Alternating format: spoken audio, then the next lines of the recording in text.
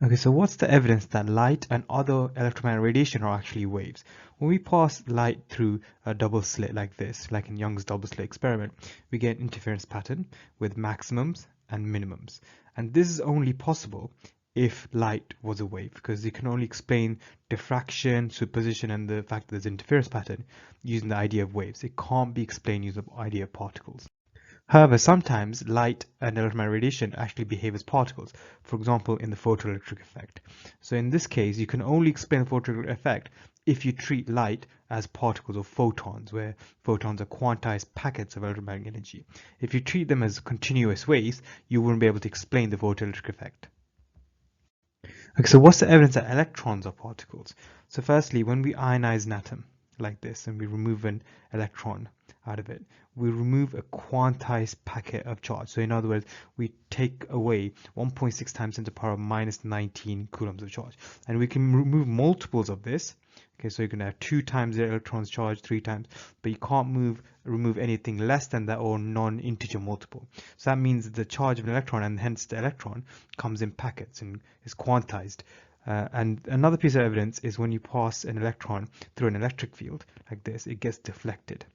Okay, so this is actually evidence that electrons are actually particles. And also in a magnetic field, if you pass an electron through it, it also gets deflected. So the deflection in an electric and magnetic field is evidence that it's a particle. Okay, so we've seen that light can have particle properties or wave properties, and we've seen that electrons can behave as particles. So maybe electrons can also behave like waves. Okay, so this is the idea of wave-particle duality, where physical entities such as light and electrons can show wave-like or particle-like properties. And it's important to emphasize the or there, because certain phenomena can only be explained using wave theory or particle theory. It can't be explained using both. Okay, so for evidence of electrons acting as waves, electrons were directed at the gap between atoms in a crystal, which acts as a slit. And of course, if the particle theory be correct, we would have expected just 2 bands like this where the electrons had gone through. But in fact, we do actually get an interference pattern. This shows, and the interference pattern actually looks like this. Here it's got these rings. And this shows that electrons do act as waves and that they do diffract and they superpose to form an interference pattern. Okay, here's some evidence of the wave-particle duality. For example, light, it does diffraction, superposition, interference, which can only be explained if it's a wave. Light does polarization, only explained as a wave. But at the same time, photoelectric effect can only be explained if light is a particle. The black body radiation from hot objects can only be explained if light is a particle, or other electromagnetic radiation as well.